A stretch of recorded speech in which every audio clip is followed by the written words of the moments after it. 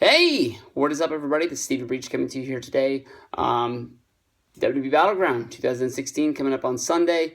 I wish I could tell you guys that this is going to be a show that I really care about. I wish I could tell you guys that this is a show that I can't wait to watch, that I hope that it really gets me back into being involved in watching wrestling week after week. I wish I could tell you that the draft was monumental and everything was all big. I can tell you this much. I know of two matches that are going to be happening on the show. I know about the three-way for the WWE Championship. I know about the Sami Zayn against Kevin Owens in the big blow-off of their feud. That's all I know for the entire show. And I don't know. I like what's going on in my life right now. I know I've talked about it in other videos, but I like listening to wrestling and on Wrestling Observer and hearing about what's going on in wrestling. And I like going out of my way to find matches that they talk about. They're saying that these are can't miss matches. I like going on Twitter and seeing what you guys are talking about. I like it when I watch videos that people make talking about things. And I keep waiting for that one moment for something to really suck me back in. I don't think the Battleground's going to do it. And I can honestly tell you that I don't think a lot of people out there are really pumped about Battleground either. The three-way match, no doubt in my mind, it's going to be a good match. Roman Reigns coming back from his drug suspension. He's got a lot of things to go out there and really, show the world that he is who he is. And I don't know if we're going to be getting some sort of a heel turn. Of course, you have to think about the draft in this situation. You've got two members of Raw, one members of SmackDown. So is Stephanie McMahon, Daniel Bryan, Shane McMahon, Daniel Bryan. Are they going to be getting involved in this match in some way to make sure that their brand ends up with the championship? Will some new sort of club, some sort of new will some sort of new faction be born to make sure that Rollins brings the championship to Stephanie McMahon? It looks like Rollins is back as part of the Authority. Or at least, part of what's going on with Stephanie. Stephanie's really kissing his ass right now, but that should be a fun one. Sami Zayn versus Kevin Owens, honestly, in my mind, for the people that have watched these guys since PWG, since, people have watched these guys from Ring of Honor, back in the indie days, I don't even know if they're really pumped about this match. I know that when Sami Zayn was sort of having his debut and he was coming on the scene, and they were involved with WrestleMania, people thought that it might be a one-on-one match. It ended up being a ladder match with a bunch of other dudes, but they still had their moment in the sun there at WrestleMania. I'm sure that a lot of people that were hoping for CM Punk versus Daniel Bryan or some sort of indie dream match somewhere along the way that Owens and Zayn will match back up. But this is being billed as like the blow-off of their feud. It doesn't remind me of Final Battle. It doesn't remind me of Steenwolf. It doesn't remind me of Ladder Wars. It's just a match on a WWE pay-per-view. And so I don't really know what to think about this one. I don't even know where these guys got drafted. So I don't even know if they're on different shows or not. But I'll take Kevin Owens to get the win here. The matches that I don't even know about, that I'm reading off the screen right now that I had no clue were going down. Cena, Enzo, and Kaz going up against the Club. AJ Styles and Luke Gallows hooking up for what might be the last time. AJ Styles, of course, drafted to SmackDown. Luke Gallows and Carl Anderson drafted to Raw.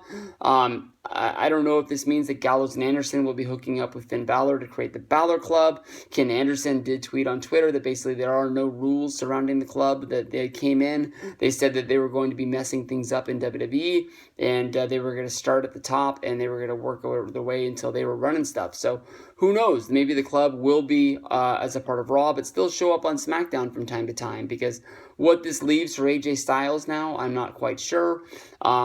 I'm guessing that in my mind, Cena, Enzo, and Kaz will just get a flat-out just big victory here over these three guys, and we'll have to see where they go from here. I don't know. I don't think we were going to see Finn Balor come out and destroy AJ Styles. My guess is that Finn Balor is going to get sort of a big debut on Monday Night Raw. Hopefully it'll be in a big match that it can really highlight how good this guy is. We've really been waiting on this for a long time. I can honestly say that the Club's t-shirt that went on sale this week on WWE Shop, the t-shirts on WWE Shop just keep getting worse and worse and worse. They don't seem like they're even trying. I've been waiting for the Club to have a shirt, and since they ever really debuted, now that they finally have one, I don't even know what to say. It looks like, something all I can say is that Pinko probably would have made a better shirt over at the YWC store, but it is what it is. But pick Cena and his buddies to get the win. Becky Lynch versus Natalya. Lynch probably to get the win here because of the fact that Natalya turned on her last month. Miz versus Darren Young. Darren Young, of course, winning the Intercontinental Championship Battle Royal to become the #1 contender. Take the Miz to beat Darren Young. Rusev versus Zack Ryder. Little part of me in my gut that says maybe Ryder can get the win here.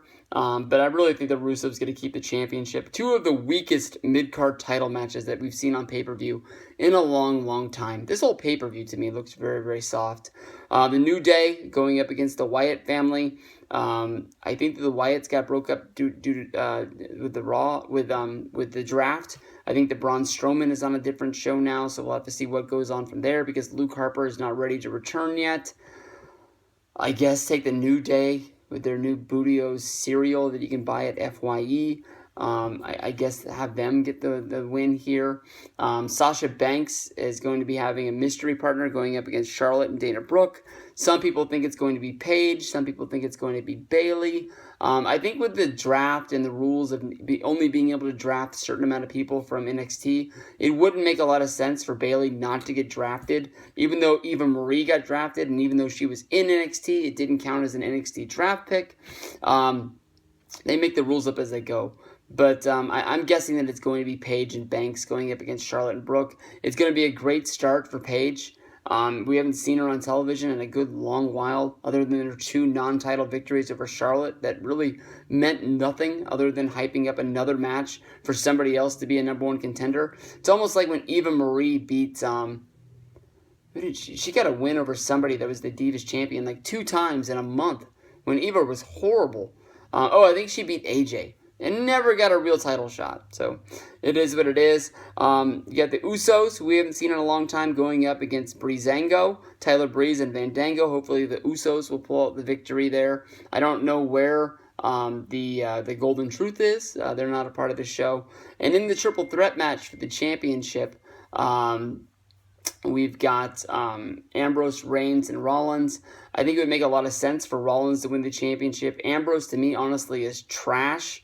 Doesn't mean a lot to me as champion. Doesn't really. He got the half of a win on Raw, and then he was able to get a real victory. But I think everybody knew that they weren't going to change the championship with Battleground being so close with the triple threat.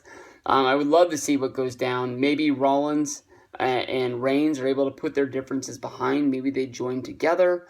I think everybody can remember the triple powerbomb spot on Randy Orton from their Fatal 4-Way when the Shield reunited for 5 seconds and then beat the crap out of Seth Rollins after that. So, I don't know. I would like to watch the triple threat match once it's all said and done. And unless somebody says something that's really monumental on this show, I don't think I'm watching this show for a while. So, we'll see. Peace out, everybody. See you guys down the road.